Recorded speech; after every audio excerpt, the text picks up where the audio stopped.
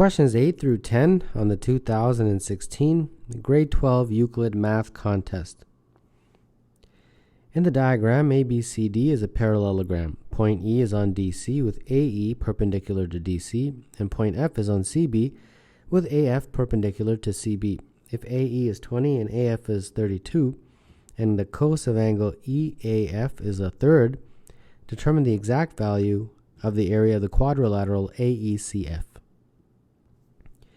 So we have to figure out the area of this quadrilateral right here. And not much information given except for that the cos of angle EAF is a third.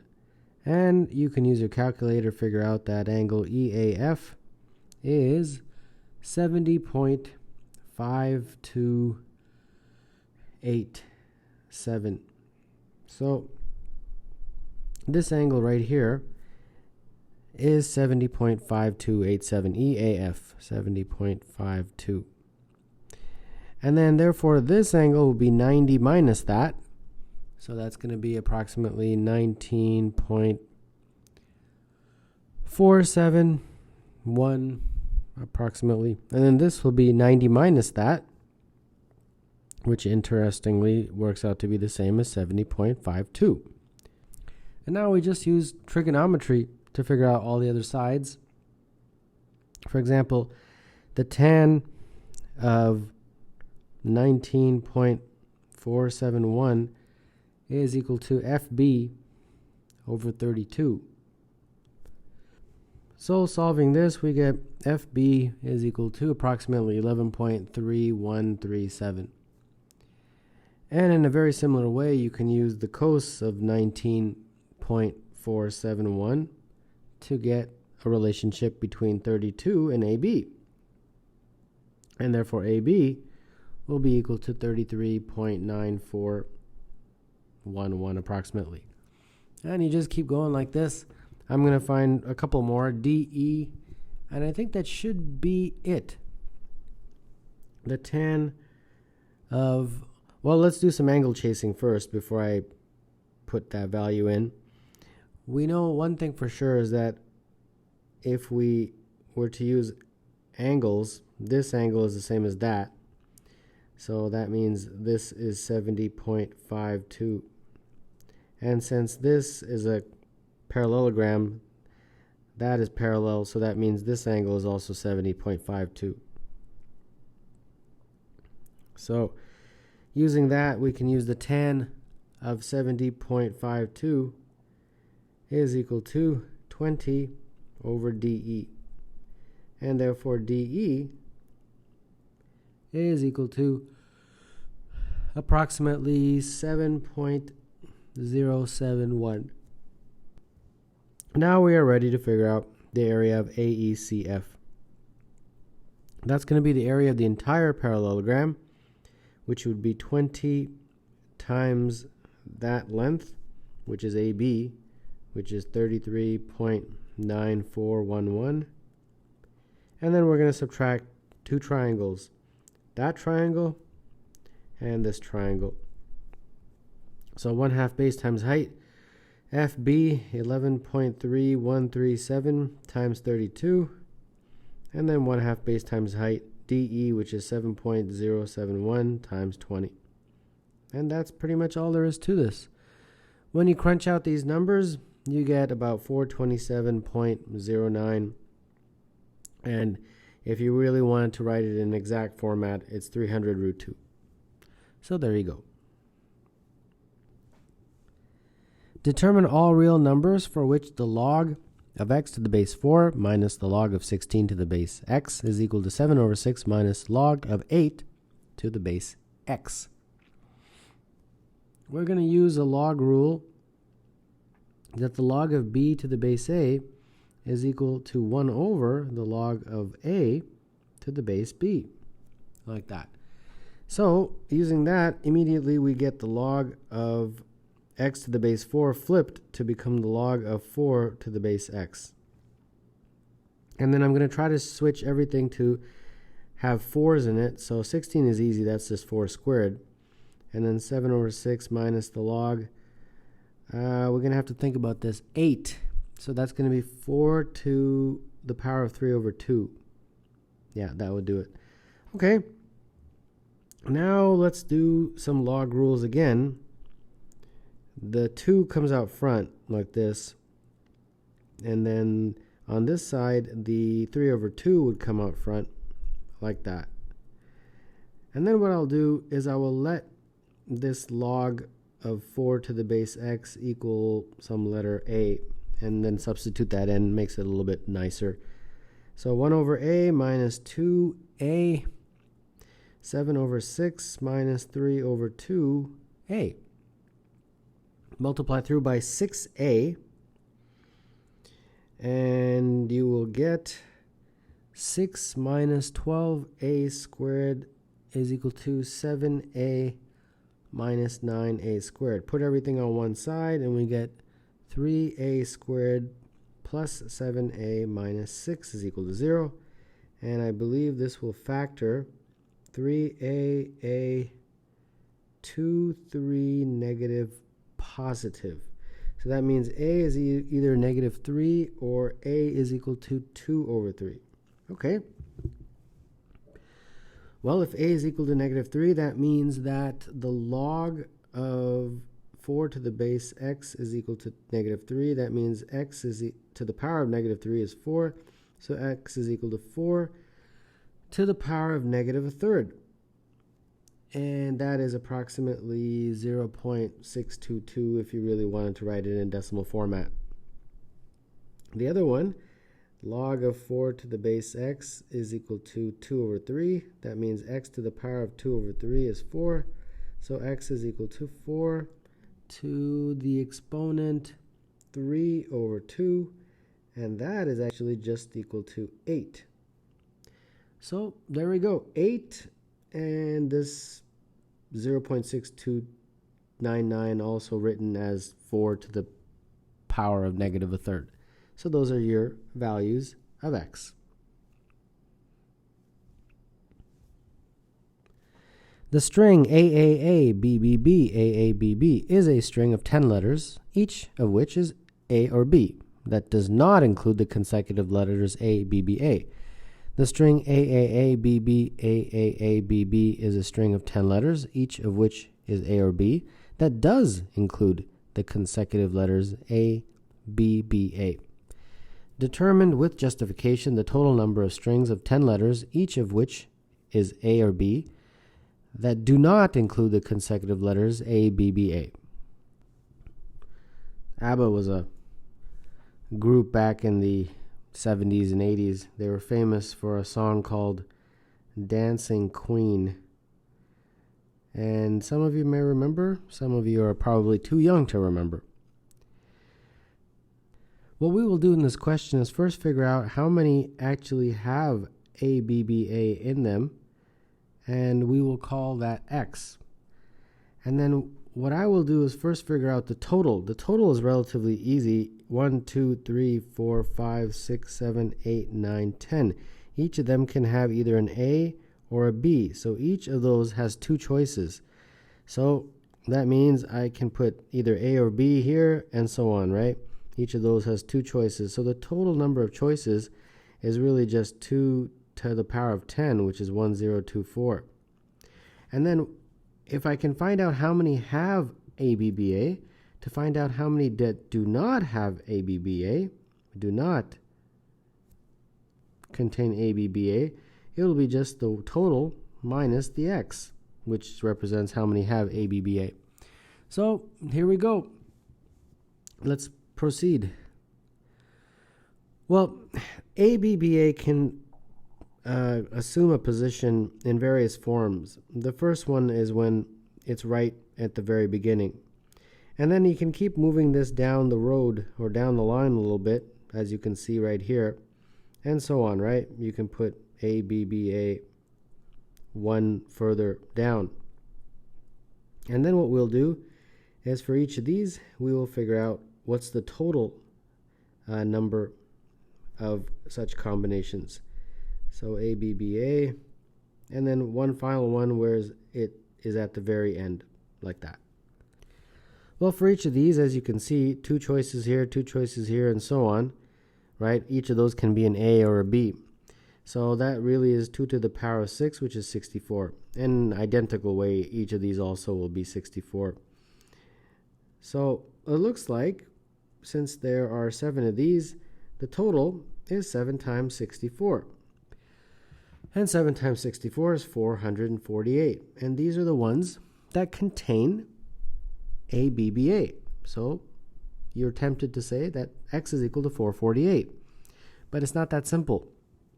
The fact that it's number 9 should tell you that it's not that simple. Because this 448 overcounts. We are double counting some of the combinations. So our job is to figure out which ones we double counted and then subtract it from this 448 to get a number that represents unique strings. All right, well, that shouldn't be too much of a problem. Let's start talking about which ones we have overcounted. The first overcount involves when you have ABBA, BBA, BBA. This is 1, 2, 3, 4, 5, 6, 7, 8, 9, 10. But you notice ABBA is 3 times. And this will appear in some of these that are up here. Like, for example, you could make this top one appear like that if you chose the right letters. You can also you can also make that one appear like that. So as you can see, this one actually appears more than once for sure. This string therefore appears here. If the letters are chosen in such a way, it appears here. It also can appear here. So as you can see, it appears 3 times if the letters are chosen in that way. Therefore, we only want to include it once since we're only interested in unique. So we're overcounting by 2. So the overcount is 2 since it appears 3 times and we only want to include the 1 time that it appears in a unique way. The other 2 are overcounts. So that's why I put a 2 there. Now let's talk about when ABBA appears twice in a row. So one such way is ABBA, BBA, like that. And then there's going to be 3 empty spots. Then the next one is the same story, but just moved over a little bit. ABBA, BBA, like that. And then moved over again once more. ABBA, BBA. And then all the way to the end, that's going to be ABBA, BBA. So these are the ones where they overlap, as you can see. So I'll just call these guys the overlap category. Now let's talk about how many of these are there. Well, this can be anything, A or B, A or B, A or B. So 2 to the power of 3, there's 8 of those. And in a very similar way, 8 of those, 8 of those, and 8 of those. So a total of 32. But in this, we've overcounted actually. Because if you have something of the form ABBA, and then 2 B's, and then ABBA, this appears twice here. It appears first and in the fourth. So as you can see, if you chose the letters in the right way, this could be made into looking like that. And if you chose the letters in the right way, this could be made into looking like that. And since this ABBA, ABBA has already been counted here, we don't need to count it in this group. So since it can appear once here and once here, if the letters were chosen appropriately, we have to subtract those 2 from this 30 to give, from those 32 to give 30. Now we look at the same scenario, but when there's no overlap. So now we have of the form ABBA, ABBA, and then two blanks. And similarly, A, B, B, A, a blank, and then A, B, B, A.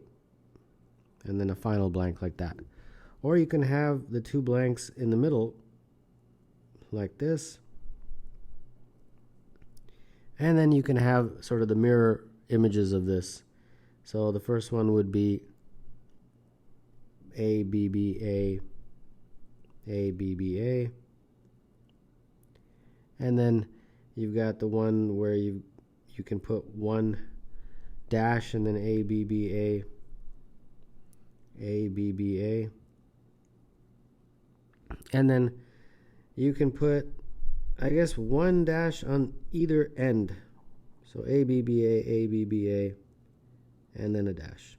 Okay, so for each of these, remember 2 and 2, so 4. Similarly, 4, 4, 4, 4, and 4. So that looks like, what, 6 times 4, so 24 of these. But that famous A, B, B, A, B, B, A, B, B, A, that's already been counted over here. Taken care of over there, but it also appears here. It can appear in this guy if the dashes were both B's. So we got to subtract that from this 24 to give 23. All right, so now we are in business in the sense that we have got all the ones that we've overcounted by. We've overcounted by 2 plus 30 plus 23, which is 55. So we have to take this 448 and subtract from it 55 to give the number of unique. 448 minus 55, which is 393, and that is the number of unique strings that contain ABBA. So now finally we have to figure out, if you recall, the ones that do not contain ABBA, which is 1024 minus x, since 1024 is the total. So the ones that do not contain would be 1024 minus x, which is 393, and that is equal to 631. So 631 do not contain the consecutive letters ABBA. And ABBA, as previously mentioned, is a pop group that sang a song called Waterloo. And this math contest is made by the University of Waterloo. Interesting coincidence. In the diagram, ABCD is a square. Points E and F are chosen on AC so that angle EDF is 45 degrees. If AE is x, EF is y, and FC is z, prove that y squared is equal to x squared plus z squared. All right, the first thing I'd like to do is something called angle chasing, and that will help set up what I think is some good equations. So here we go. Okay, so here we go. Let's call this theta. And therefore, this angle would be 45 minus theta. Now, this angle is interesting. That's 45 because this is a diagonal of a square. So it cuts that 90-degree angle in half. So that is 45. And therefore, this is 45 also. And then you can use the sum of the angles of a triangle being 180 to figure that one out. And that will be just 90 plus theta. And then this is going to be 180 minus 90 plus theta, so 90 minus theta. And then again, same story. Sum of the angles of a triangle are 180, so that's going to be 135 minus theta. And then this, therefore, this would be 45 plus theta. So not very complicated angle chasing, but you definitely have to be able to do something like that. Now, this question is interesting because when I first read it, I thought for sure this question was going to use the cosine law. Cosine law, because it looks so much like it. Y squared, and then they gave you the angle. But interestingly, the cosine law leads to nothing. It's a dead end, or at least it was for me. So what you have to do is the sine law, which is interesting. I didn't think so. But hey, it doesn't matter what I think. What matters is how you actually do the question. So here we go. Let's do the sine law. So we're going to use it first on triangle AED. So that is AED, this triangle right here. And that would make the following relationships. X over sine theta is the same as ED over the sine of 45. So this gives me, if I isolate for ED, X sine theta, sine 45, sorry, I should say, over the sine of theta. Okay.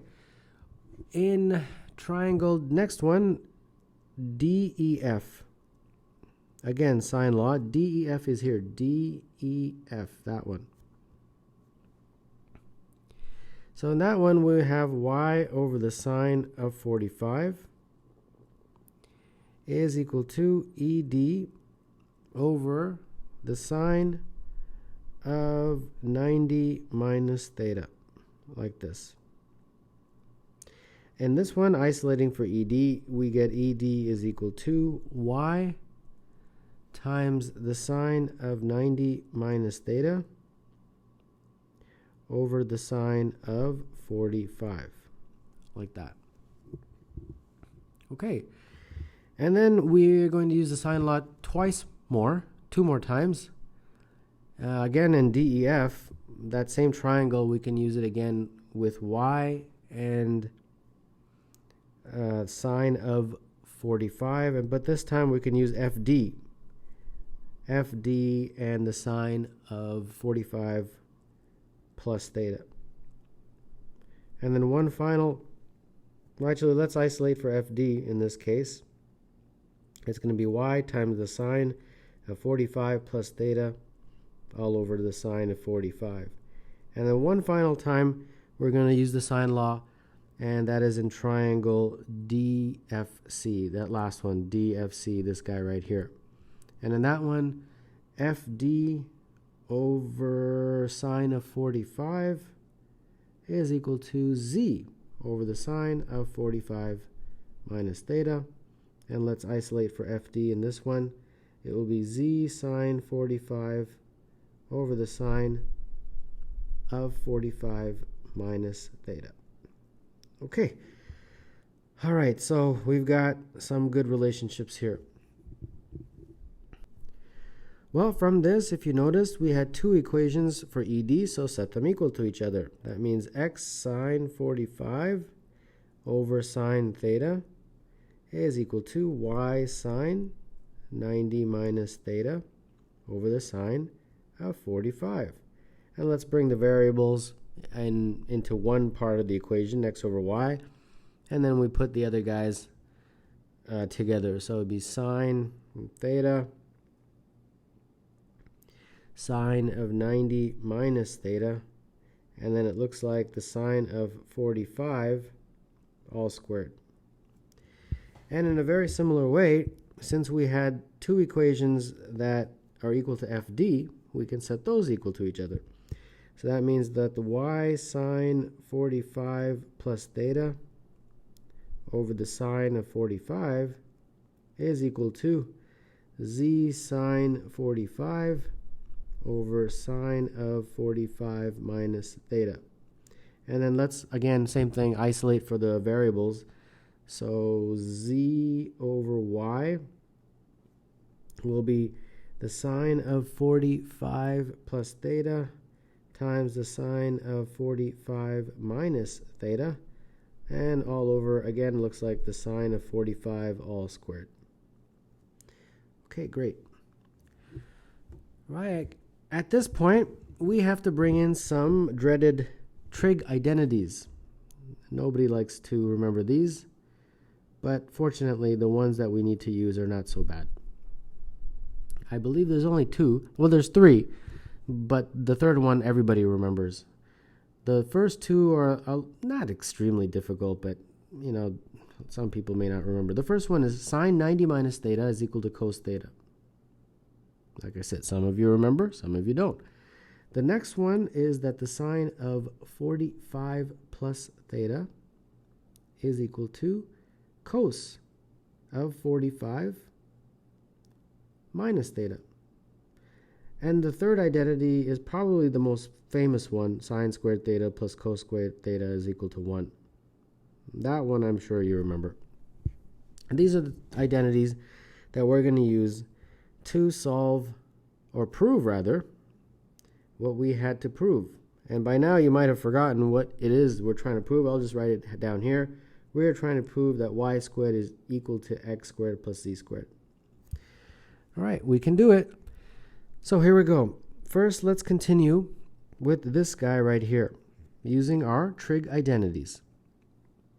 It will be x over y is equal to sine of theta. And this, we can use the trig identity, right, cos theta, like that. And the sine of 45 is just a number, and when you square it, it becomes a half, like this. So x over y just becomes 2 sine theta cos theta. And I hope you remember that that is equal to the sine of 2 theta. That is also a trig identity. And then, very similarly, we're going to use this in our trig identities to get some sort of relationship. Z over y, sine of 45 plus theta is, we'll just leave that as is for now. Actually, I'm going to leave this as is for now. The sine of 45 plus theta, I'm going to use the trig identity. So that would be cos of 45 minus theta. And then multiply that by the sine of 45 minus theta. All over, again, sine of 45 squared is just a half. That's just a number. So z over y becomes 2 times the cos of 45 minus theta multiplied by the sine of 45 minus theta. So z over y, this would combine in the exact same way that that combined. It would basically be equivalent to the sine of 2 times this, which is 2 times 45 minus theta, like that. And that is the sine of 90 minus 2 theta. And the sine of 90 minus 2 theta, we can use this trig identity to get sine of 2 theta. Cos of 2 theta, sorry. Like that. Okay, now we're at the final step. Now the final step involves this guy right here. So we've come this far, we just plug in our values into here. Sine of theta, well, we have sine of 2 theta, but that's okay. X over y squared plus cos of theta squared. We have the cos of 2 theta, but that's okay. Z over y squared. As long as this is the same as that, we can use that identity, and that is equal to 1. So this means x squared over y squared plus z squared over y squared is equal to 1. Multiply through by y squared, and you get x squared plus z squared is equal to y squared. And there we go. We have proven what we needed to prove.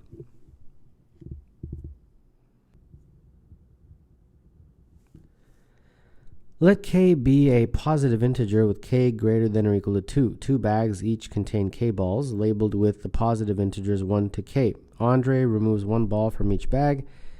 In each bag, each ball is equally likely to be chosen. Define p at k to be the probability that the product of the numbers on the 2 balls that he chooses is divisible by k. Calculate p at 10. Well, let's create those 2 bags. And then we've got 1, 2, 3, 4, 5, 6, 7, 8, 9, 10. 1, 2, 3, 4, 5, 6, 7, 8, 9, 10. And we are choosing 1 ball from each bag. So we've got 10 choices here, 10 choices here. 10 times 10 is 100 different ways of choosing one ball from each bag. Basically, 100 different pairs. So the probability would be something over 100, since 100 is the total. In this case, where we are calculating P at 10. So my K is 10 here. Now we have to get to the second part of the question, which is P at K is the probability that the product of the numbers on the two balls are divisible by K. Well, what is K? K is 10. So the product has to be divisible by 10. So what numbers are divisible by 10? 10 is divisible by 10, so is 20, so is 30, so is 40, so is 50, so is 60, 70, 80, 90, and of course 100. So now what we have to do is list what two numbers I can get so that when they multiply together equal each of these. Okay, I think I can do that. For 10, how about 1 and 10? That would work. 2 and 5, 5 and 2, and 10 and 1. Yeah. So for 20, it would be 2 and 10, 4 and 5, 5 and 4, and 10 and 2. For 30, 3 and 10, 5 and 6, 6 and 5, and 10 and 3. For 40, 4 and 10, 5 and 8, 8 and 5, and 10 and 4. And for 50, 5 and 10, and 10 and 5 are the only ones. For 60, 6 and 10, 10 and 6 are the only ones. For 70, 7 and 10, 10 and 7. For 80, 8 and 10, 10 and 8. For 90, 9 and 10, 10 and 9. And for 100 is just 10 and 10. So when you add up all these, it looks like we have 4, 4, 4, 4 is 16. 16 plus 2, 2, 2, 2, 2. That's 26 plus 1, 27. So 27 over 100 is P at 10. So there we go. That answers part A.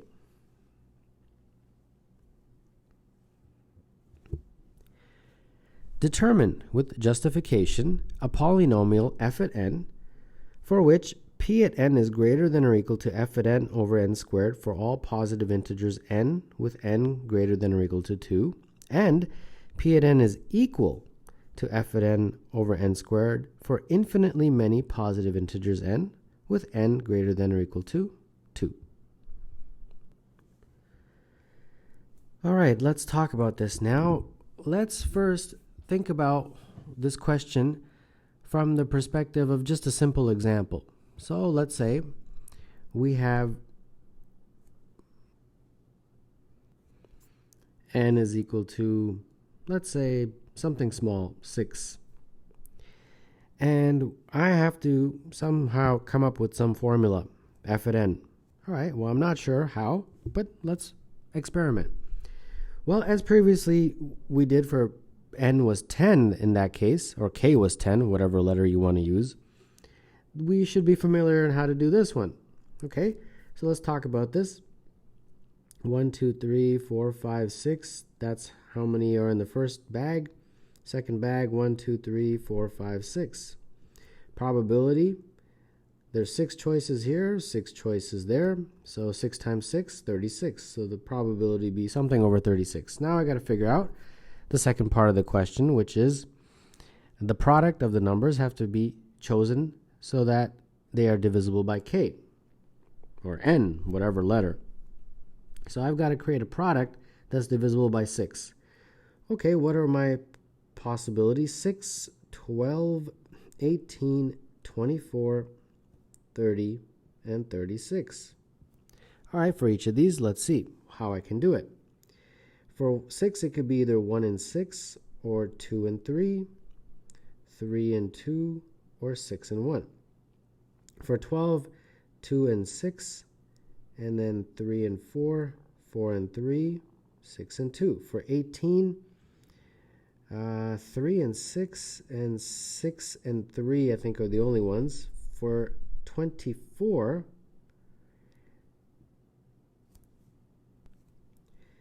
4 and 6 and 6 and 4. For 30, 5 and 6, 6 and 5, and 6 and 6 would be the only one for 36. So how many did I get? 1, 2, 3, 4, 5, 6, 7, 8, 9, 10, 11, 12, 13, 14, 15. All right, I got 15 over 36.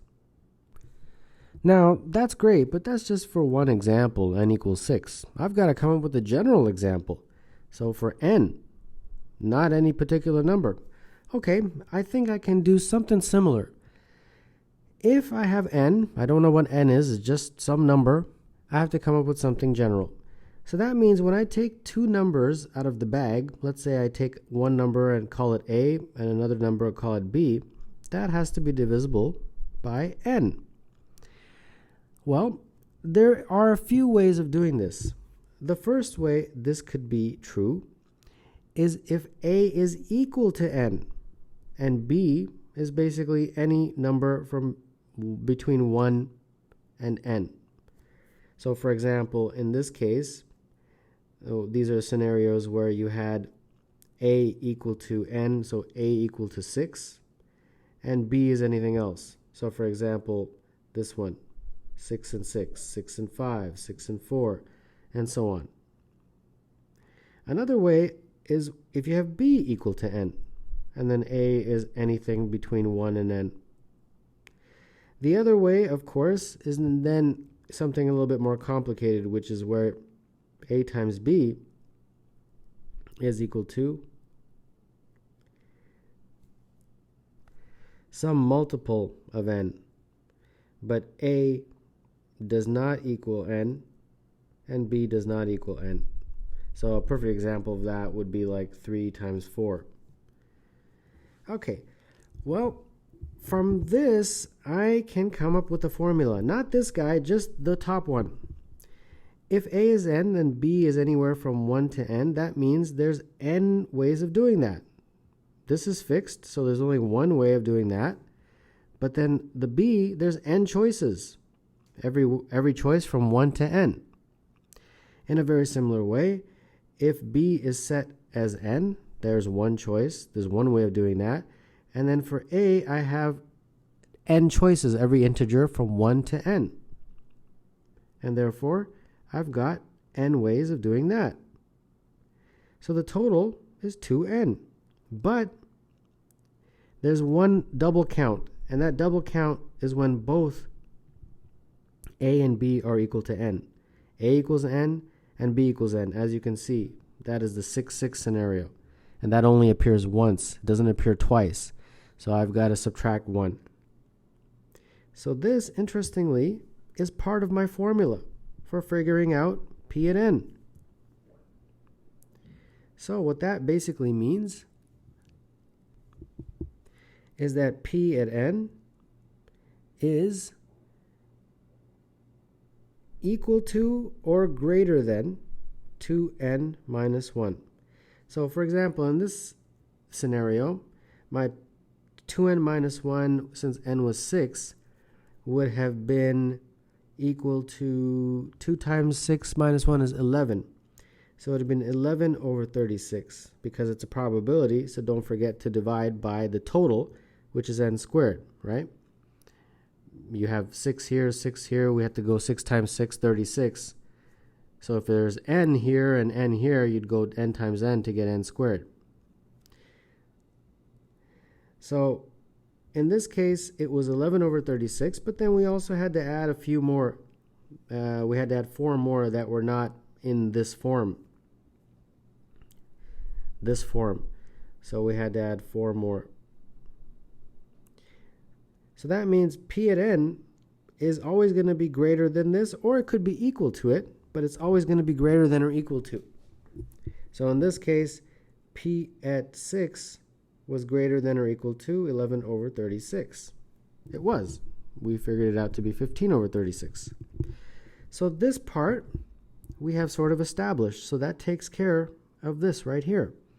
That p at n is greater than or equal to f at n over n squared, where 2n minus 1 is equal to f at n. So that's pretty much what they wanted us to figure out. Okay, now we got to turn our attention to the next one. This is true for all, but then we have to show that this is true also for infinite number. Okay. So how do we do that? Well, for that, we have to turn our attention to prime numbers. So, for example, let's say n is equal to 7. 7's a prime number. Then we've got 1, 2, 3, 4, 5, 6, 7 in 4, 5, 6, 7 in the first bag, and we've got 1, 2, 3, 4, 5, 6, 7 in the second bag. In a very similar way, let's figure out p at 7. Okay, well, something has to be divisible by 7. So that product is going to be either 7, 14, 21, 28, 35, 42, or 49. And that probability is going to be something over, I've got 7 choices here, 7 choices there. 7 times 7 is 49. All right, let's see how I can do this. For 7, I can have 1 and 7, 7 and 1. For 14, 2 and 7, 7 and 2. For 21, 3 and 7, 7 and 3. For 28, 4 and 7, 7 and 4. For 35, 5 and 7, 7 and 5. 42, 6 and 7, 7 and 6. And for 49, 7 and 7. Add these all up and you get 13. Okay, great. But that's just for one number. I've got to figure out something similar, but for a general number, like n. Well, in general, it'll be very similar. Let's say I have p. Then it would be pretty much the same thing. As you can see, there really isn't much wiggle room. There really isn't much variation when the number is a prime number. When it's a prime number, you really just have 1 in p, p and 1. You have 2 in p, p and 2. You have 3 in p, p and 3, and so on. Those are the only possibilities, all the way down to p minus 1, p, p, p minus 1. And then the very last one will be p and p. Very similar to how we had here. So if you add them all up, these ones will give me 2. So it goes from 1, 2, 3 all the way up to p minus 1. So p minus 1 times 2. In this case, it was 6 times 2. And then one last one at the very end, so plus 1. So this becomes 2p minus 2 plus 1, 2p minus 1. So that means that when p is prime, p at n, when n is prime,